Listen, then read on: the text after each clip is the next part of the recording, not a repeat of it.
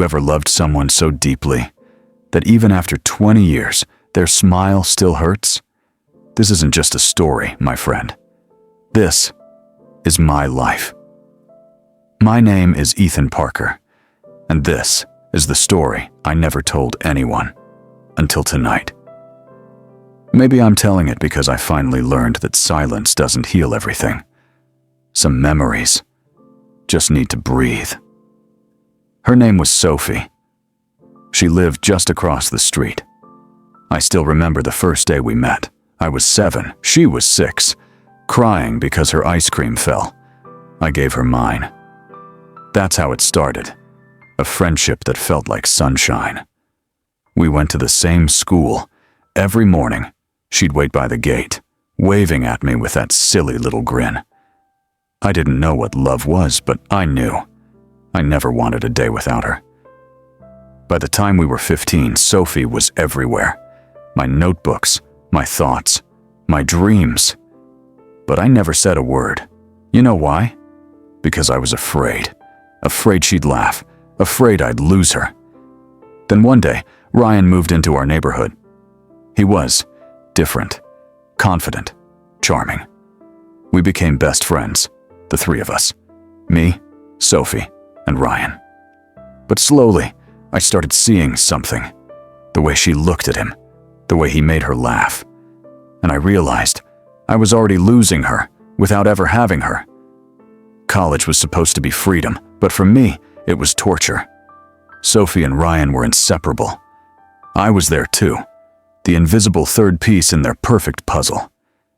I used to sit in the library pretending to read, but my eyes were always on them, on her smile. And sometimes she'd look at me too. There was something in her eyes. Maybe guilt, maybe confusion, maybe love. I'll never know. The night Ryan told me he was going to propose, I smiled, patted his shoulder, said, "Go for it, man." But when I went home that night, I cried like a child.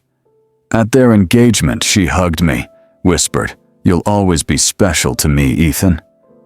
And that broke me even more. The wedding was beautiful. She walked down the aisle in white, looking like an angel. Everyone was smiling, everyone but me. When they said, "I do," I felt something inside me die quietly. I clapped, I smiled, because that's what friends do. But my heart, it was screaming. After that, I left town. Got a job in Chicago. Time went on. 5 years, 10 years, 15. I tried to move on. Met other women. Even got engaged once. But somehow, I always found a reason to run. Love became a ghost that followed me everywhere.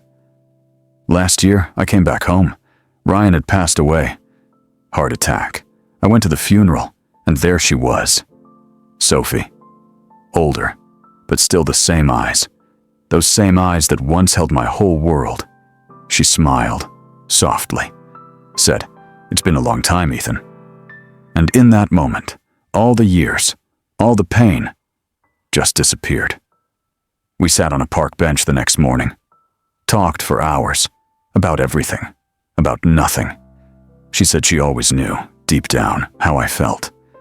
She just didn't know what to do back then. And I told her, "You were never mine, Sophie, but you'll always be my favorite chapter." Sometimes love doesn't end with forever. Sometimes it ends with understanding, with peace, with a soft smile under fading sunlight. You asked me why I never married. Maybe because a part of me still lives in those summers, those schoolyards, those moments I never confessed. And if you ever love someone, my friend, don't wait 20 years to tell them. Because sometimes tomorrow never comes. If my story touched your heart, even a little, leave a comment. Tell me what love meant to you. And hey, subscribe if you believe that real love never truly dies.